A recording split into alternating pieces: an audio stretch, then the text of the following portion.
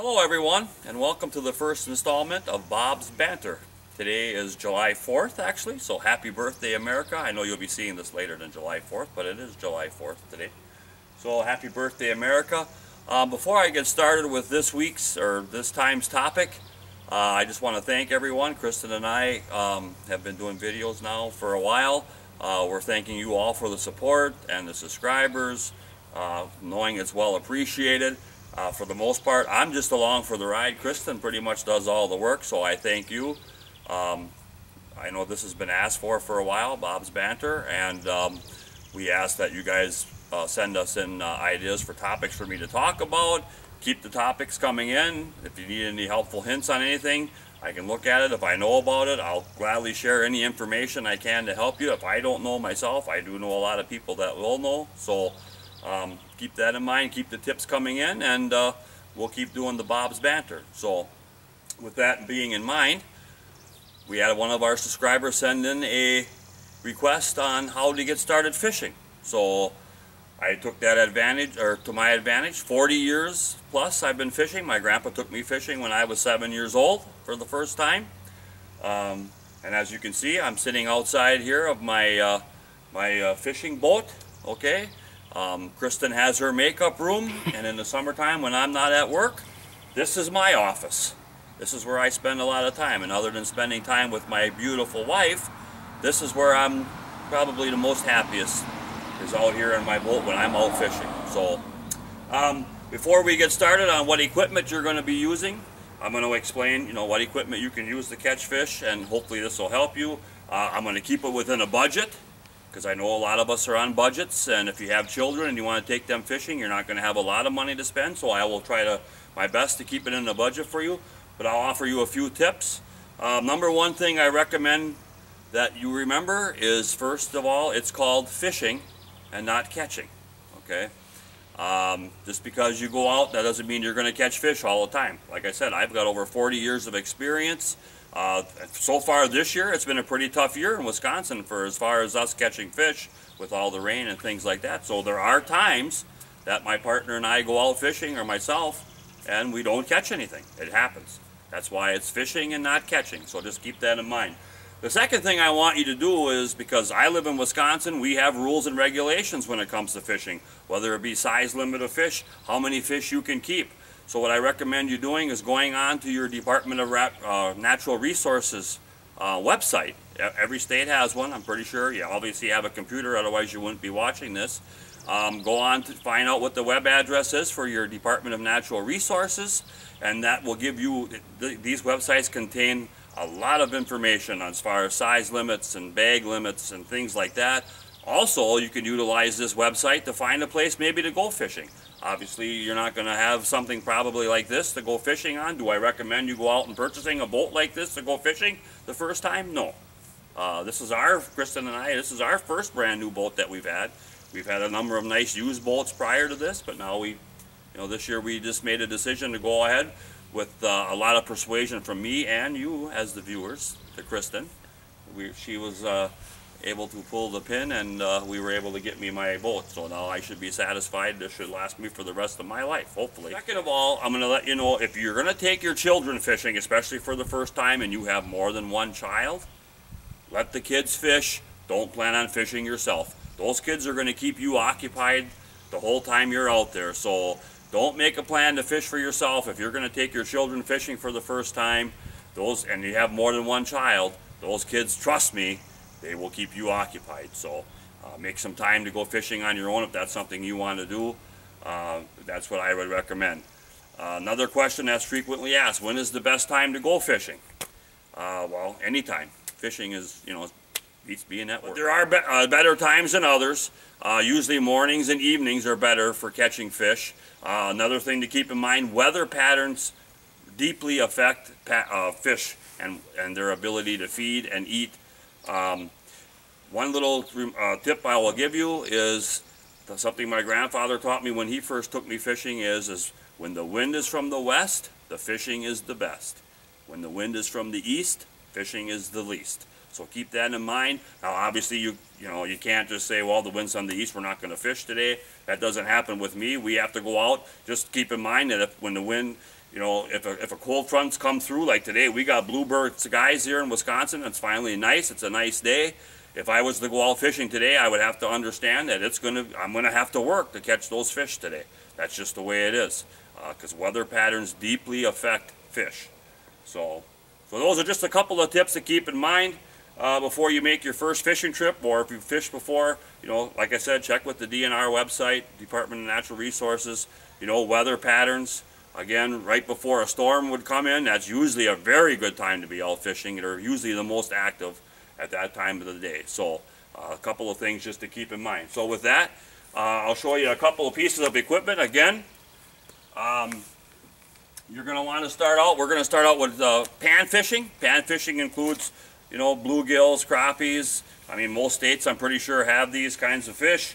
They're called pan fish because, you know, back in the olden days, our founding fathers and mothers fried these fish in a pan. That's why they're called pan fishing. So something you're going to need, this is just a little spinning reel that I have here. This can be purchased for right around $25, maybe even a little cheaper, maybe a little more. And I have this rig with a slip bobber on here. And what this does is, as you can see, I got a little hook on the end. It's just a little tiny hook with a slip bobber. I have a sinker on here. And what happens is you'll put either night crawlers or leaf worms or minnows or leeches. Be careful with the leeches if they get away from you, because they can be a little tricky. You'll bait your hook with that live bait, and what happens is you cast it out, and when the fish comes to take it, they'll pull down on the line. The bobber will go underwater, and that's the sign to set the hook. Okay. And how the slip bobber is rigged up is that I have a little swivel underneath here. What that swivel does is it prevents the line from twisting. You can see, look how straight that line is. You know, you don't want twist in your line. That swivel helps the line stay untwisted. But I left this like this. I should have fixed this already if I was going to really go out fishing today. But if you can see how short the line is from the swivel down to the hook. Okay, so what I actually, and that comes from retying and stuff like that. The line breaks, you have to retie. And I got a little sinker on here because I was fishing in deep water last time. So that it just helps to get the bait down into the strike zone faster. But as close to that hook to that sinker is, that's going to affect how the fish are going to see that, and they're not dumb. They're going to see that something's wrong. So primarily you want a good 16 inches of line from that swivel down to that hook. That's what you want to have. And then to rig up your slip bobber, just goes right through. There's, you know, the swivel stops it from going all the way through, and then on the line, if I open up the bail and pull it out far enough. All right, folks. So you can see on my line here, I have this little knot. That's just a little piece of string. Each slip bobber is different. It's just a little piece of string, and what happens is the line will go through the bobber until it hits that knot, and that's where the bobber will stop at.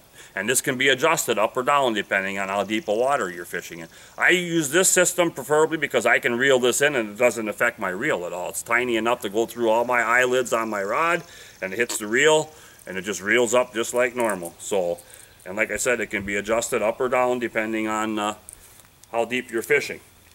Okay, so just keep that in mind. You want about, like I said, 16 inches of line between that swivel and your hook. So that way you can put a sinker on there. You don't need to use a sinker.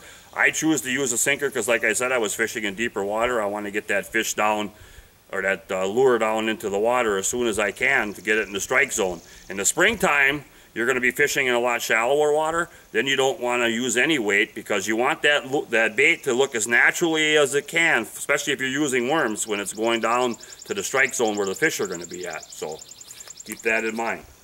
All right, another type of bobber you could use. This is just a clip-on bobber. These, you know, I use the slip bobber, but these work just as well. You just clip these on your line, and it works on the same principle. You can slide it up and down depending on how deep a water you're fishing. And the same principle, the fish bites the hook and whatever you have on the hook, and it pulls the bobber underwater, and that's when you set your hook. So that's just another type of bobber you can use. Another little option for pan fishing. This is a rod that I have. This is it's called ultralight rod. When it comes to rod, you may have all heard of the Mickey Mouse fishing poles, right? I know there's various types of, if you haven't, there's various types of cartoon characters. These are designed for kids to fish, and I highly recommend. These are good rods. These Mickey Mouse rods are made by a company called Zebco. They're very good rods to use, especially for kids that are just starting out fishing. But this is just a little ultralight for about I think $20–25, you can purchase this. It's just a closed bail reel. You know, they're good for casting, good for reeling. And as you can see on this one, I have an artificial lure on this one, little grub tail. Now these little grub tails come in all shapes and sizes, colors. When it comes to what to use, depending on what state you use, if you go to your sporting goods store, or if you know a fisherman that lives close to you, most fishermen are going to share all the information they can. They're not going to tell you where their secret spots are, but when it comes to what they're biting on and what they're catching, more than times than not, they're going to be willing to share all that information. Now, with this artificial lure, the advantage to this, especially if you're taking kids fishing, this lure requires a little bit of work. You're casting it out and you're constantly reeling it in because you want this tail to flutter in the water as it's coming up. So when you got your kids fishing, this is a good alternative to live bait. Another reason for using artificial lures is, Kristin's already mentioned to you in the past, I'm a catch and release fisherman. So when you're using artificial lures, what you're trying to do is trick the fish into thinking it's something real. And by doing that, when they come up to it, by the time they make the attempt to get the lure, they're going to realize it's not real, but they're not going to swallow it as deep either. So you're going to be able to unhook that fish and release it. If it's too small or you don't want to keep it, you're going to be able to release that fish, and that fish is going to live for a good long time after that and live to bite another day. So like I said, these artificial lures are good for fishing. They come in various sizes and colors, and it keeps the kids occupied when they're fishing because you're casting and reeling, and retrieve speed is important too.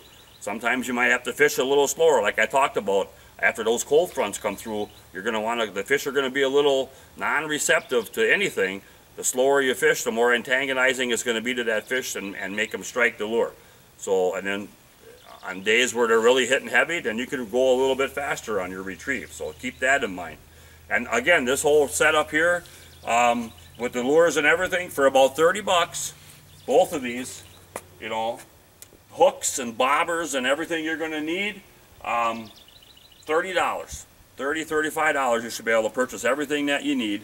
And then, like I said, on the live bait fish there, fishing pole, you use crawlers, leaf worms, leeches, minnows, whatever you decide to use. And like I said, your local bait shop owners will tell you what's working. So one other tool you're going to need as a fisherman, you're going to need a good needle nose pliers, because sometimes those fish will inhale that lure and get it deep down in their throat, so you're going to have to go down in there with a needle nose pliers to get that hook out of there. So that's another very important tool for fishing. All right, that takes care of pan fishing. So let's say, now with this, most of your reels are going to come pre-lined, 2 to 4 pound test, plenty good enough line to that'll work for fishing. However, not only will these catch panfish, I've also known people to catch 4 or 5 pound largemouth bass on using these same techniques. So if you got 2 pound tests, does that mean you're not going to be able to catch a 4 pound fish or a 5 pound fish? No. All that means is you're going to have to let that fish play itself out before you get it into shore. Let them play itself out. Just keep tension on the hook. When you know it's time to reel, and the fish will let you know, start reeling it in. So 4 to 5 pound fish can be caught using that method. But let's say you want to upgrade and you want to be a bass fisherman. Bass is primarily the fish that I go after. Okay, they're fun to catch. They're not as good eating as a panfish, but it's more of a sporting thing, and they're fun to catch, and you release them back. So I have this spinning reel set up, and this, for about $20 more you're going to spend, you can be a bass fisherman. And this reel here will come pre-spooled with line on it for the most part, and that's fine to use. I have a nylon super braid line on here because I'm primarily fishing in cover, weeds, stumps, falling down trees, any place a bass will hide. That's where I'm fishing for them. So I want a strong line. This is actually 60 pound test line on this rod, but because it's a super braid, it's only got the diameter of 6 pound test line. So I can put more line on my reel, which is going to help me make longer casts and more accurate casts with that. So that's why I use the super braid. But this is a nice spinning reel combination. Again, I'm not going to endorse any products. I mean, I've never had any bad ones, so choose whatever you want within your budget. But this is a nice inexpensive rod and reel here. Actually, this is the second reel that's on my rod This rod I've had for well, almost 20 years already, and I had to replace the reel. Actually wore out. My reels wore out because anytime I go out fishing, if I go out fishing for a whole day, I'm going to make anywhere from 1,000 to 1,500 casts in a day. So you're constantly casting and reeling, and the reels are going to wear out. You know, so keep that in mind. Now, a couple of items you want to use for bass fishing. I'll give you a couple of tricks. This is called a jig and pig. That's what this lure is called. It's just a heavy jig. Got a hook on it, it's got a weed guard on it, and then you just tip it with the trailer like this. This it kind of imitates a frog is what you're trying to, or a crayfish. That's what you're trying to imitate with this.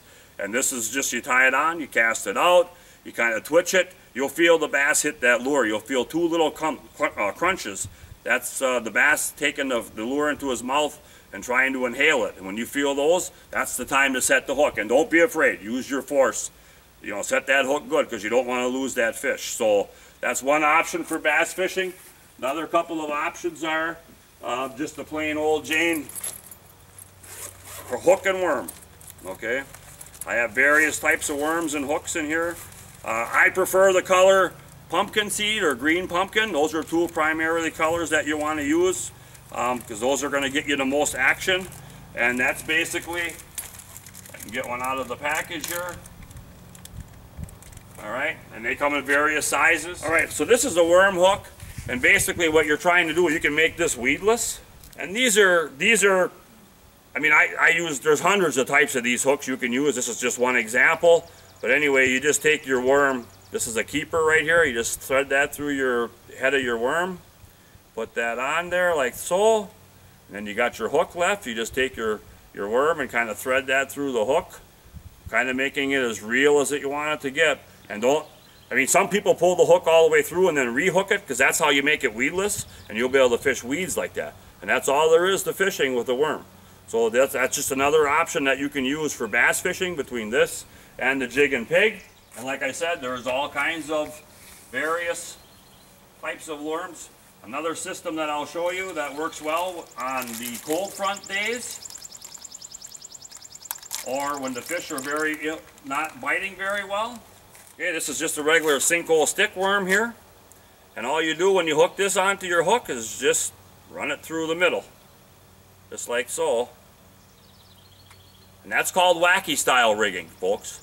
And this is what really triggers the fish. You just kind of jiggle it up, you know, with your rod. After you cast it out, you just kind of jiggle your rod a little bit, and that's going to give that worm some action. And this is a very enticing for fish right here, this wacky worm. It's pretty simple, right? You just put that worm right through that hook, just like that. All right, another very exciting way to fish for bass is called top water fishing. Now this can be a little more pricier for you. I have a whole tackle box full of top water lures here. You don't have to go out and spend a lot of money on them. But these little top water, this is called a storm rattling chug bug here. And basically what you do with this is you just cast it out. It floats on top of the water, and you just twitch it until it gets back to wherever you're fishing from. And usually in the evenings or early mornings, this is one of the most effective ways to catch fish. Another thing you have is a top water frog. If you got heavy lily pads or heavy slop or whatever you're fishing, this will just float right across the top of that as you're pulling it back in. And another thing that drives the fish crazy. So, and the reason this is most exciting because the fish actually comes up, and you can fish these up into 6 to 8 feet of water, and they'll come that far to get it. But when that fish comes and attacks that lure on the top of the water, that water's going to explode, and it's going to be exciting. One tip on that though is just don't go trying to set the hook as soon as the fish hits you're going to want to, explode. That's going to be your first instinct, is right away, yank on your pole. Don't do that. Wait until you feel the weight of the fish, then set the hook, and you'll catch them. That's just one tip on top water fishing, but very exciting way to fish top water fishing. And like I said, this can be kind of pricey if you start. I've collected these lures for years now, so it can get kind of expensive, but it is one dynamic way of fishing for bass in the summertime especially. So with that being in mind, I hope these tips and equipment tips and all that will help you out very much, and thanks for watching. Goodbye, everyone.